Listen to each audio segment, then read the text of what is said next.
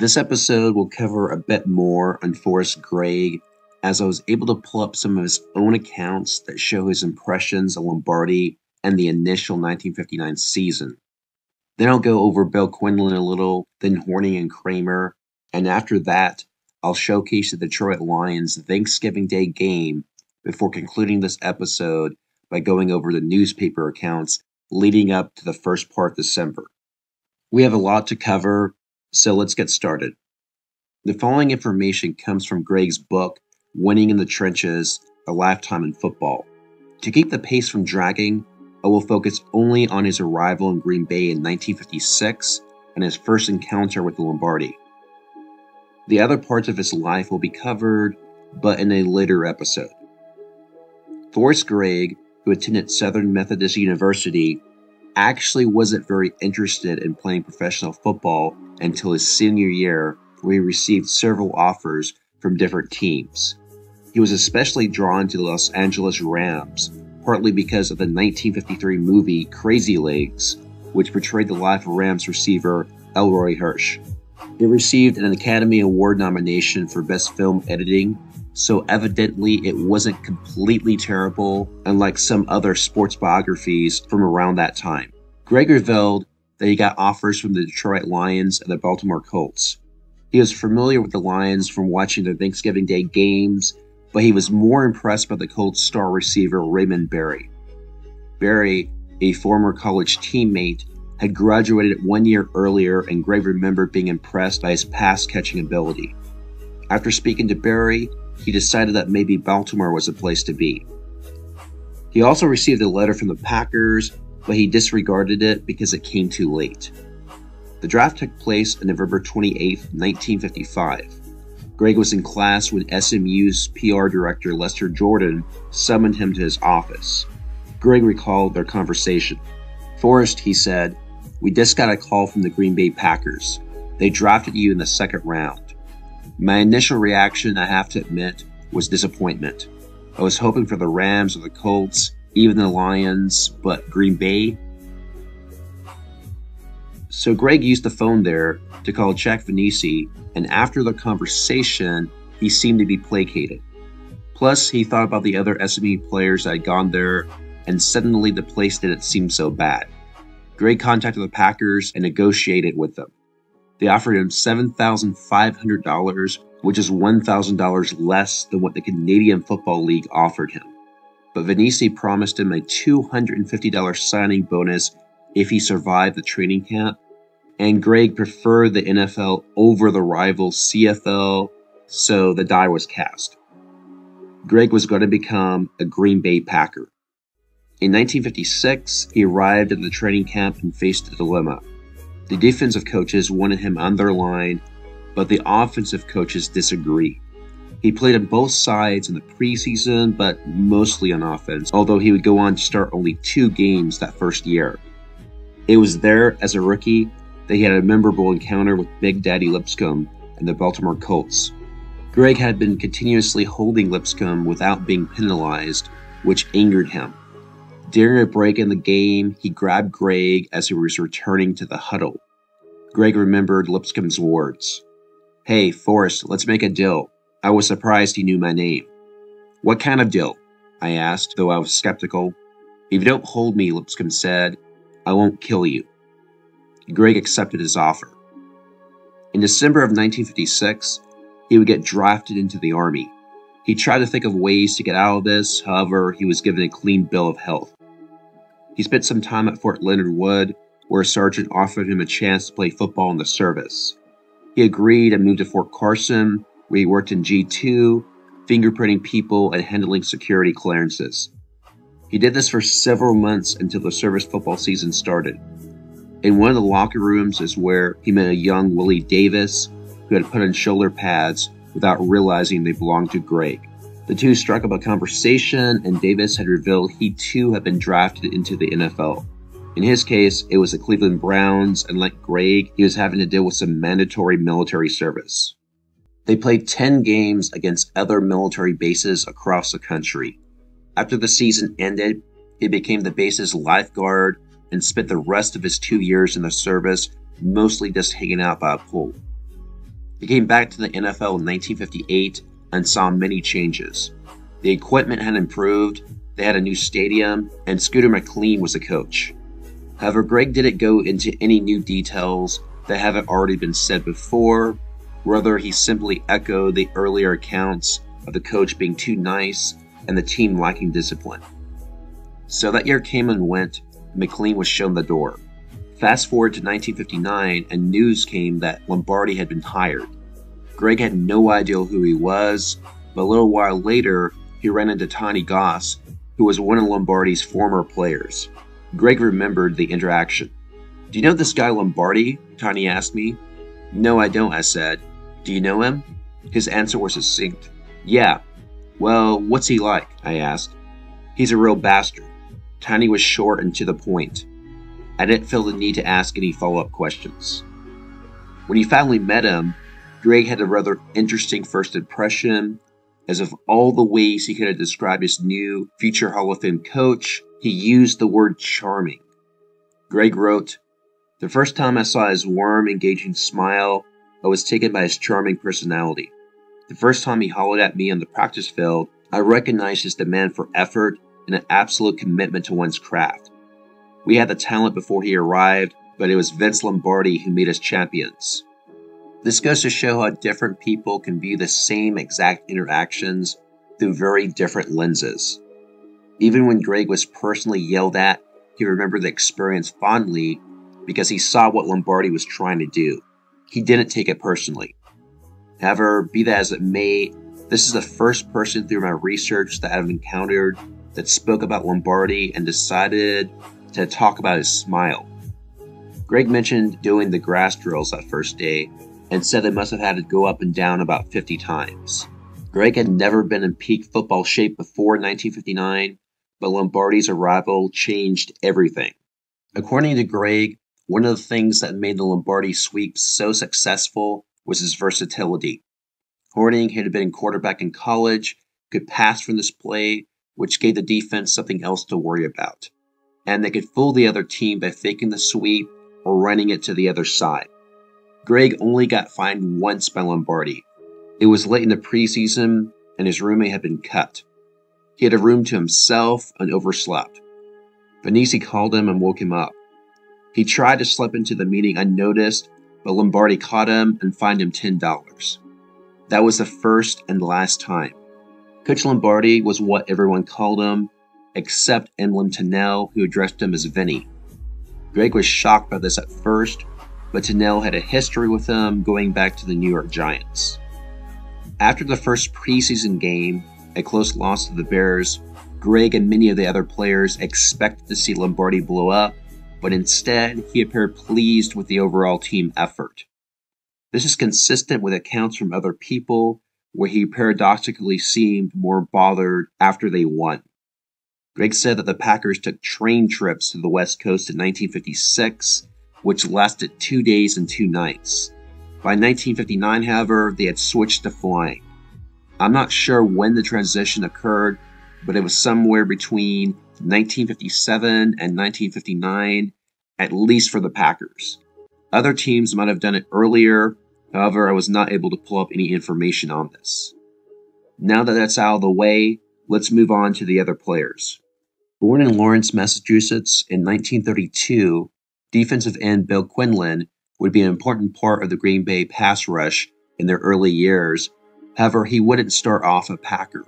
Instead, he would begin his pro football career with the Hamilton Tiger Cats of the Canadian Football League before getting selected by the Cleveland Browns as the 37th overall pick in the 1956 NFL Draft, where he spent 2 years there before getting traded to Green Bay. Packers historian Cliff Crystal documented the reasoning behind this. Quinlan said, "Paul Brown was the son of a buck. If he didn't like you, he didn't care who you were.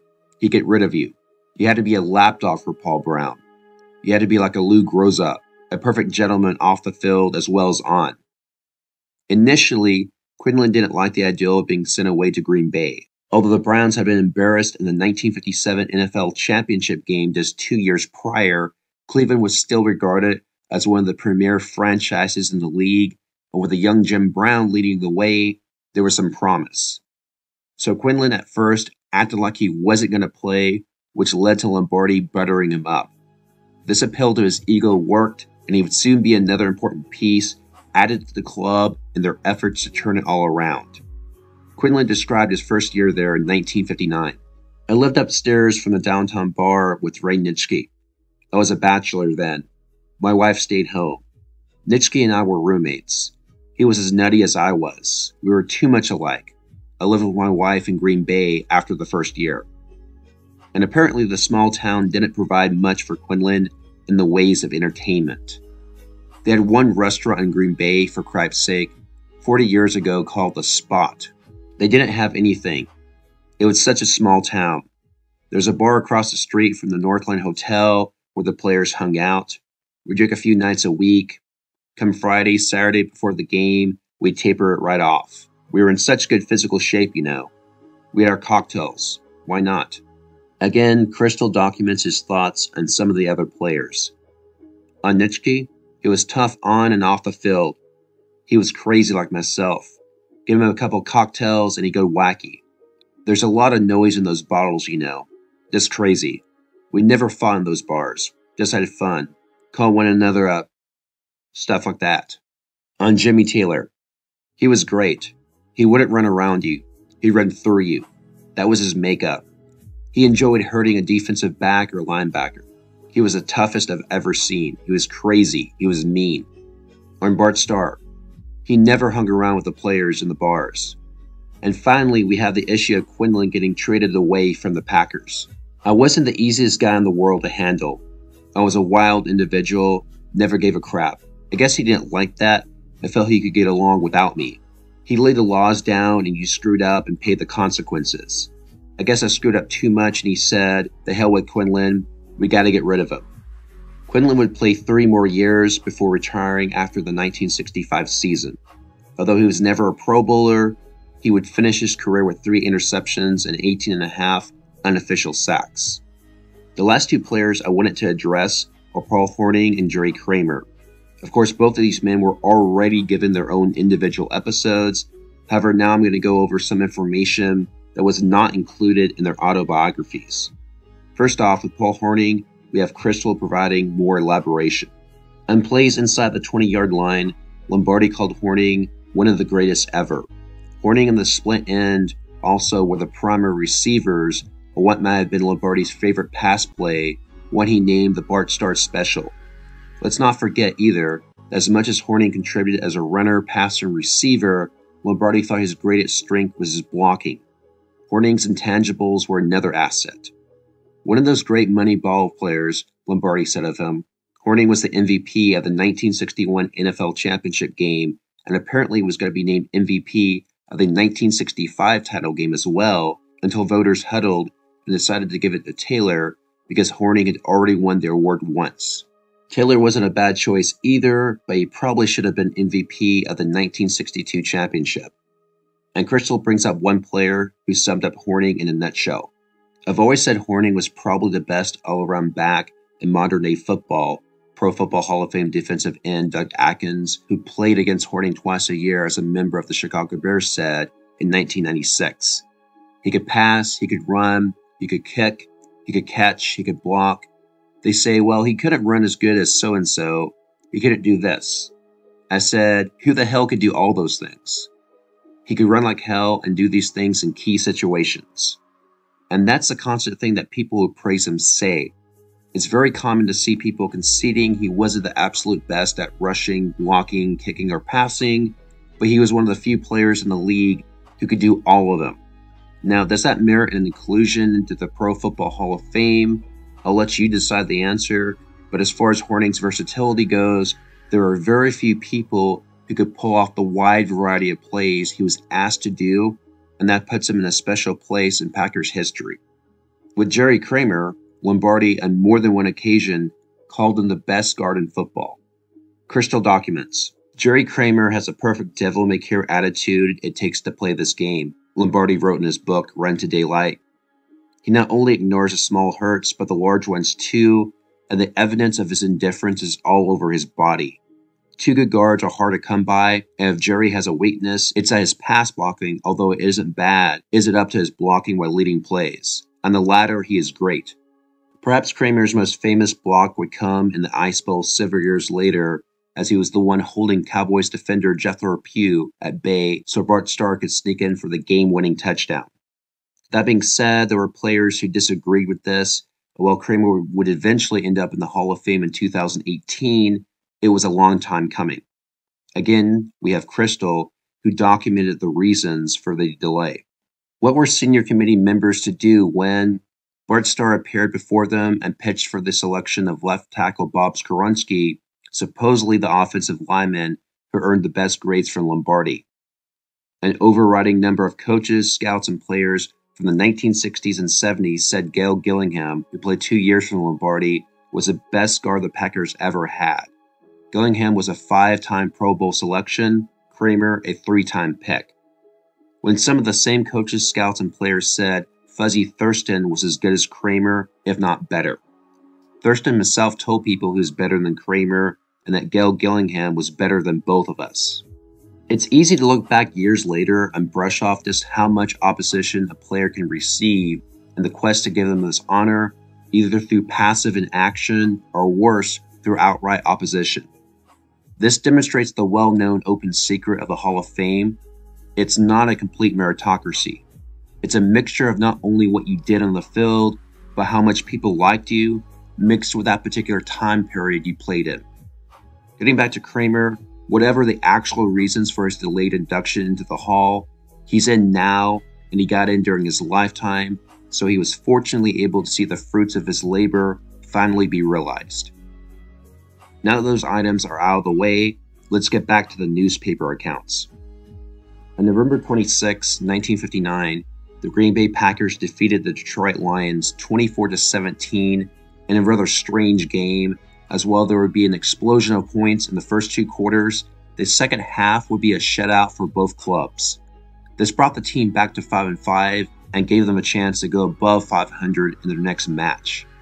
Despite the record, the Packers still hadn't been mathematically eliminated for winning the West, as if they won out and the 49ers lost twice and the Bears once, this would produce a tie. On the opening kickoff, Billy Butler fumbled the ball, giving the Lions a 1st and 10 in the Green Bay 19. The defense held though, so the Lions kicked a 22-yarder to go up 3-0. The Packers then got the ball back to try to rectify their bad start. Starr's very first strike went over the center of the field to Dowler for 32. Taylor and Horning then ran the ball, and Starr threw to Knaffel for 9. A roughing penalty gave the Packers a 1st down on the 11. Horning then got the call and took it in. The Lions would fumble the kickoff, giving the ball back to the Pack at the 18. A foul, however, would be called, sending the ball to the Detroit 36. That didn't matter, though, as Starr would connect with Dowler again to bring it to the 6. Horning's number was called, and he ran around the right side for another score. Later in the quarter, the Packers recovered a fumble on the Lions' 40. Taylor and McElhaney both ran, but collectively they were only able to pick up 8. Kicking from the 39-yard line, Horning brought his team to a 17-3 lead. The Lions then got the ball back and picked up 2 first downs, but then Dave Hanner hit Lions quarterback Morrill, causing a fumble, which was recovered by Henry Jordan at the Lions' 49. Starr then threw to McGee for 21 yards and then again for 9 to get it to the 17. Then Taylor got 7 yards and 2 carries. Starr then threw to McElhaney for a touchdown, but there were only 6 people at the line of scrimmage, so the play was nullified and Green Bay would be backed up. Taylor then gained 6 and then caught a pass for a 2-yard loss. However, Caress went too hard on Taylor and picked up a 15-yard penalty. McElhaney then ran for 7. Taylor then finished the drive with a 1-yard TD to put Green Bay ahead 24-3. The Lions answered with a 6-play, 68-yard scoring march that ended with Howard Cassidy going in from 5 yards to make it 24-10. The Lions weren't done. They then went 53 yards and in only 4 plays. Petrosante carried twice for 26. Morrill then threw to Jerry Reichow, who caught it at the 5 and ran in for the score. Detroit got the ball back, were at midfield just before the end of the first half, Jim Martin tried it out for a 55-yard attempt, but the kick went too far to the left. The Lions would open the third quarter with a long drive that lasted over 9 minutes. However, Morrow was sacked by Bettis and Forrester, and it was a turnover and downs. The Packers were unable to get anything going, so the Lions got the ball back and took it to midfield, but Forrester got another sack on Morrow, leading to a Detroit punt. On the last play in the third, Starr found Knaffel for a 19-yard gain to take it to the Green Bay 37. Starr then hit Dowler for 36. However, Hornung missed a field goal. The two teams then took turns punting. After that, Forrester intercepted a pass from Morrow at the Detroit 40 and took it all the way to the 7. Taylor then got 3 yards. Then McElhaney gained 1. Taylor took it to the left but fumbled in the end zone where the Lions got it back. Morrow then lateraled to Petrosante, who ran 25 yards to take it to the 44. Morrow passed to Gibbons, and now the Lions were in enemy territory on the 46. However, Semink intercepted a pass and returned it to the 50. The Packers had to give the ball up, and the Lions got one final drive. On fourth down, the Lions faked a punt. However, the pass was incomplete, and Green Bay now had the ball and ran out the clock. Starr would finish with these numbers: 10 out of 15 for 169 yards, no touchdowns, and no interceptions. Jimmy Taylor would add these stats: 21 carries for 41 yards and a touchdown. Hornung would add 2 touchdown runs, but he would only have 17 yards and 5 carries. And with receptions, Boyd Dowler would do this: 4 catches for 107 yards. After the game, Lombardi addressed the Packers' offensive stall in the second half. We lost Hornung. He played only the first quarter, and both teams were very, very tired in the second half. Lombardi continued: "We made a mistake in practicing Monday and Tuesday. We got all the breaks in the beginning, but we wasted some golden opportunities. That pass to McGee right on the goal line, the field goal Hornung missed, and Taylor's fumble into the end zone from the 2-yard line in the fourth quarter." Lombardi then praised Starr's performance. Bart played a very fine ball game. When asked about how he thought the rest of the season would go, he jokingly said, "I'd like to finish with 6-6, I'll tell you that, if you fellows don't expect 8-4 next season." Bart Starr gave his thoughts: "We figured we'd have to score to win because their defense has been carrying them all year. Then, of course, the offense got steamed up today, and we were lucky to come out without scoring in the second half. That will make Thanksgiving nice." The day after the game, Lombardi and Vinicius left for Philadelphia to attend the NFL Draft, which would be held that next Monday. November 28th. Despite the nice victory, the Packers had 3 injuries. Tom Bettis hurt his knee, Fuzzy Thurston damaged his ankle, and Paul Hornung got hit in the ribs, which prevented him from playing a full game. However, there was a silver lining in that all 3 were expected to play in the upcoming match in Los Angeles against the Rams. Hornung took advantage of the long break to visit family in Louisville. Lombardi and Vinicius would be staying together at the Warwick Hotel for the draft that Monday. The Packers were expected to get 17 players from this. They were slated to either get the 5th or 6th pick, depending on how the other games would play out on Sunday. The Packers would take a chartered United Airlines flight to Los Angeles on Monday, and they would begin the training the following day, where they would be staying at the Surf Rider Inn in Santa Monica. On November 30th, the Packers drafted running back Tom Moore for Vanderbilt in the first round as a 5th overall pick. Now, why were the Packers selecting a running back this early when they already had Jimmy Taylor and Paul Hornung? Well, as mentioned earlier, this fits in with Vinicius and Lombardi's attitude of picking the best available, even if it caused a redundancy. While Tom Moore would never be a big star, he would be selected to the Pro Bowl in 1962, and he would amass over 2,445 rushing yards in his career, which is okay for a player that's used sparingly, but he would only average about 3.7 yards per carry, which isn't so good. So overall, the Packers didn't really knock it out of the park with that one, although it wouldn't be accurate to say he was a complete bust. Before the draft began, the owners held a special meeting. The paper mentioned it was presumably on expansion. Since they used the word presumably, it would appear as though this was a closed-door meeting. One of the items at the time was how to handle quarterback Don Meredith. Meredith was a college prospect that the proposed new Dallas franchise wanted. However, they still hadn't been officially admitted into the league, so the future of Meredith and this would-be team was still up in the air. After Sunday's games, the 5-5 Packers were mathematically eliminated from winning the West, as San Francisco and Baltimore now had identical 7-3 records. Phil Bingston was mentioned as also being there for the draft. He and Lombardi and Vinicius would fly out to Los Angeles to meet up with their team after its conclusion. On December 1st, it was announced Bob Jeter was their second pick, and even though he would turn out to be the better selection, his career with Green Bay would get delayed as he would opt to play for the British Columbia Lions of the Canadian Football League. In 1962, Jeter would be on the Packers taxi squad and saw limited action in 1963 and 64 before being moved to cornerback in 1965.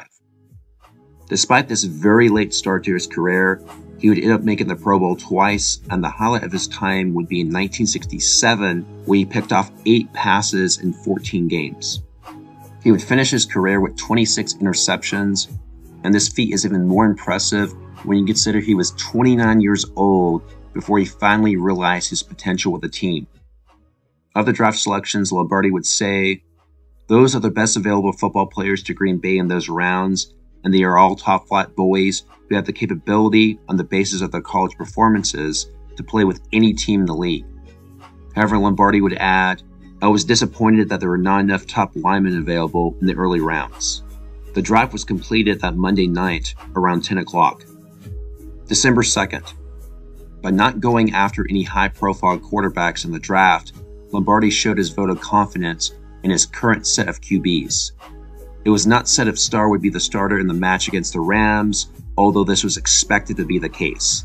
And on the subject of the upcoming game, the Packers arrived in LA on Monday afternoon, while Lombardi, Bingston, and Vinicius stayed behind for the draft, but they would fly out later to meet up with them. December 3rd. The Packers officially signed Tom Moore, their number 1 draft pick. Vern Llewellyn from the Green Bay front office had gone to Nashville to meet with Moore earlier in the week. On the opportunity to play in the NFL, Moore said, "I plan to play pro football as long as I can.